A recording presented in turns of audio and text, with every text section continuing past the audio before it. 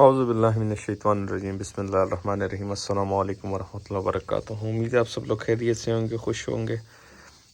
ये जी साकिब आरिफ भाई हैं डस्का से, उनका ऑर्डर है हमारे पास 3 ऑटो ड्रिंकर लार्ज जो बफेलो स्कॉज और हॉर्स के लिए, भैंसों के लिए, गाय के लिए, घोड़ों के लिए। तो आरिफ भाई ये मैं आपको भिजवा रहा हूँ, ये 3 लार्ज साइज़ के ऑटो ड्रिंकर है और ये इंशाल्लाह MNP के थ्रू आपको परसों, उम्मीद है कि मंडे को इंशाल्लाह आपको डस्का में मिल जाएंगे, क्योंकि कल छुट्टी है।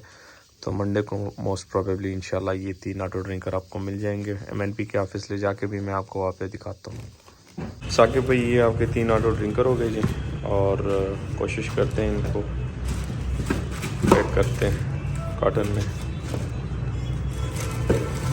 ये दूसरी साइड से, हाँ इसको ऐसे कर दो, ज़रा इजीली बैठ जाता है।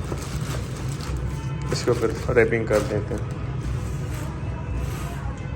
या ये जी भाई आपके 3 ऑटो ड्रिंकर जो है भैंसों वाले, ये मैंने भिजवा दिए, 800 रुपये मैंने पे कर दी। इंशाल्लाह कल या परसों आपको मिल जाएंगे।